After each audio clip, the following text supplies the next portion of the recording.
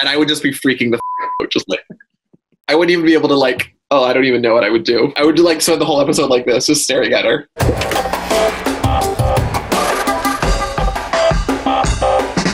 So obviously Canada's Drag Race launches finally this week. How are you feeling about unleashing your baby into the world? Oh, I'm so excited. I'm a very proud mommy. I can't wait for everyone to fall in love with these queens the way us three judges got to fall in love with them. I'm very excited for the world to see what we've created. It was something truly, truly special. Something like that stands out from the first episode as well is that the show really has its own identity. What do you think make Canada's Drag Race like stand apart from the other versions? Well, I think the biggest difference that everyone notices right away is obviously the fact that Rue is not there in person. But besides that, there's not a lot of huge differences. Like, we really kept it the same as the tried, tested, and true American version. Like, so there's all the same things that people know and love. We've kind of kept the same. The only difference is Rue and the other judges are not there, and we have brand new ones. What's also noticeable is that even though Rue's not there, it doesn't feel like anyone's missing because all three of you have such strong personalities and you really gel as a trio.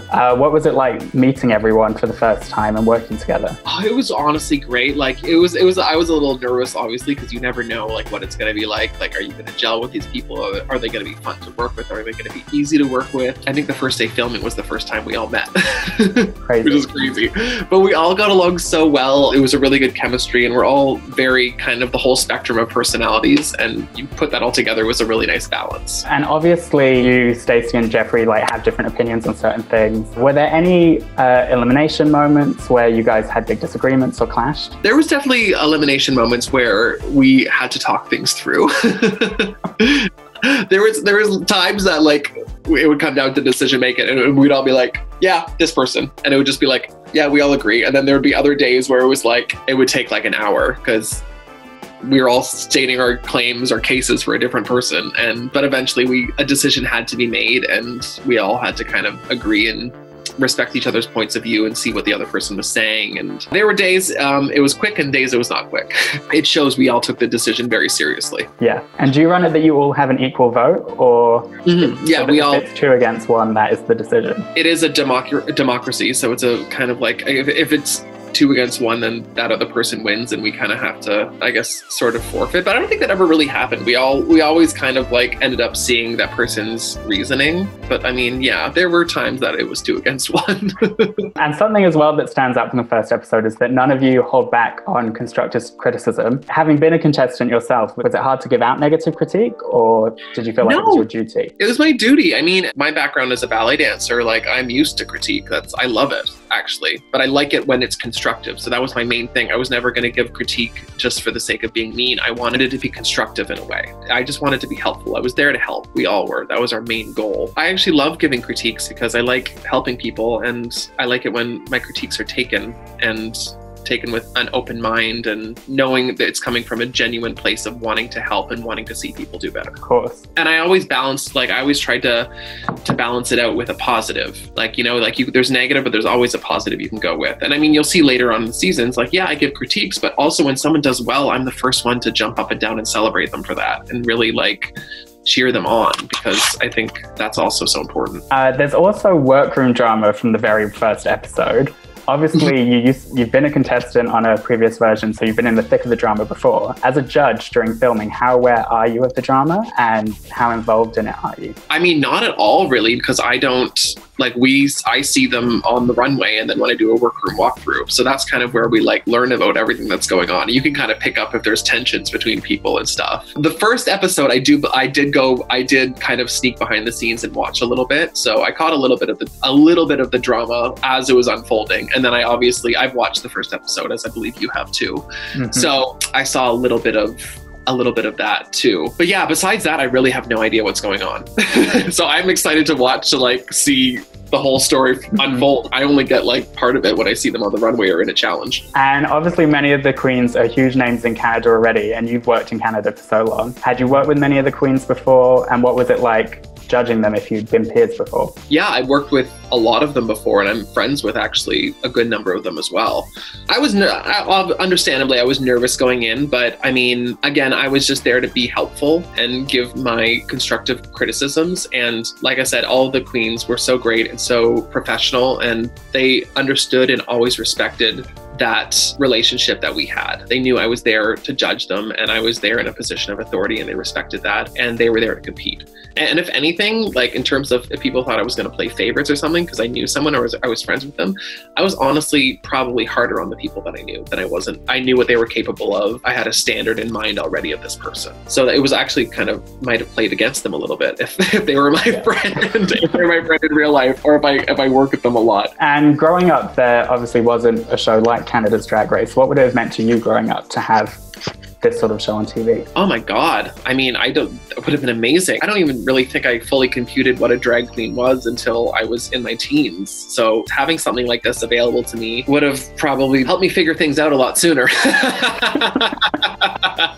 Which I hope it does for kids these days. I think it's going to be so great. And I think it's so great that we have all different colors, shapes, and sizes represented on our season. And there's going to be a lot of kids watching at home who are going to see themselves in these queens and kind of maybe be able to identify with them and maybe help people come out and just be their true authentic selves. That's what I'm hoping. And help people who are straight and who have never seen a drag queen before fall in love with the art form. I mean, that's what RuPaul's Drag Race has done in the States or worldwide for everybody. It's kind of brought drag into people's living rooms. And I'm hoping we can kind of continue that. And has Ru gotten back to you and given you any feedback now that the series is about to air? I have not heard anything personally. He's good friends with Jeffrey, and I heard through Jeffrey that he's very excited about everything, and I guess he's seen the promos, and I don't know if he's seen the first episode, but I know he's very, very excited, and he's been a big cheerleader to all of us. That's so exciting. And just finally on that note, there's some huge names in the first season, but which Canadian icons would you love to guest star in future series? Celine Dion, I mean, obviously. The ultimate.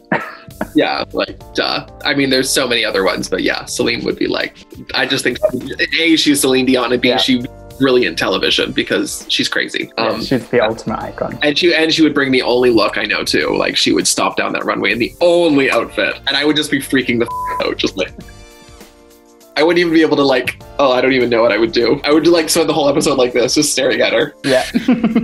I mean, talking about stars, are you hoping that one day we'll get to a chance where we get to do Canada's Drag Race All Stars? Oh my God, I would love that if we got that many seasons under our belt that we were able to do that. I'm 100% down. Or even like a crossover between the UK version and the American version? Oh yeah, totally. Like, I think I would love to see some of our contestants go down and compete on the American version. I just want these girls to get all the exposure they can and get all of the opportunities they can out of it. I mean, that's the beautiful thing about the show. It really just opens so many doors. Particularly as well, it being an international launch. Like, it's so exciting to think that these queens are going to have fan bases in the UK and all around the world.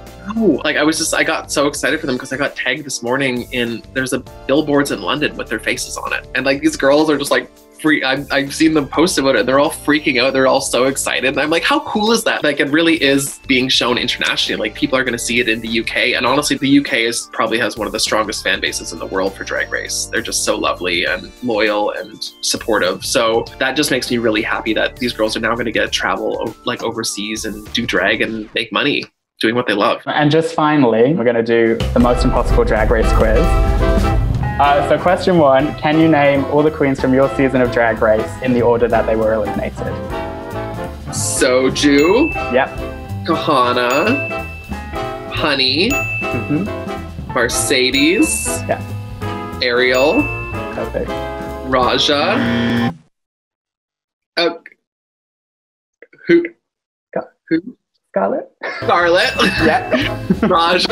Yeah. Plastique. Suga. Nina. Vanjie. Silky. Iria. Me. And then Evie won. Perfect. Nailed it. Exactly. Question 2. Which celebrity has been impersonated the most on Snapchat? Beyonce. Yeah, we had like Tyra Sanchez, Kenya Michaels, and Asia all do Beyonce. What was the first song performed in a lip sync for your life? Supermodel by RuPaul. Indeed. Who said this iconic quote in Untucked? Can't we just bottle our feelings just like normal people? Oh, a wise, wise woman named Brooke Lynn Hytes. Indeed. Question 5. How many contestants have competed in RuPaul's Drag Race to date? 155? So close, 153. I'll give you that one. 153, whatever. Question 6. Miley Cyrus, Lady Gaga, and Christina Aguilera have all appeared in premiere episodes of Drag Race. Who appeared first? Lady Gaga. Yes. Have you had any moments on, like you were saying with Celine, that you'd be starstruck? Have you had any moments since being on Drag Race where you've completely lost it in front of someone? I freaked out a little bit when I met Marie Kondo. just because I love her. And she's literally like comes up to my knee. She was so tiny. But yeah, no, I've kept them together pretty well. Question 7. What was the name of your yoga-loving character in the LAPD sketch? Starfire Glamazon. That was such a good comedy challenge as well, and drama challenge. What are the drama challenges like this season for Canada's Drag Race? We'll have to watch and see. I'm not giving you You're trying to sneak in these spoilers. Questions. Finally, question 8. Which queens have appeared in multiple seasons of All Stars? Oh God, there's so many of them. JUJUBEE, Manila, Latrice, Alexis Mateo. That's it. Gorgeous. That's all for perfect. When you got a true Drag Race superstar. Thank you so much, Brooke Lynn. You're welcome. And hopefully see you in the UK soon. Yes, please. Please, I miss it. That was the last place I performed before everything shut down. It was at GAY. Oh, it's a great last gig for GAY to have you there. Yes, I love GAY. So hopefully soon I'll be back. Well, thank you so much. And enjoy the rest of your day. Yeah, you too. Take care.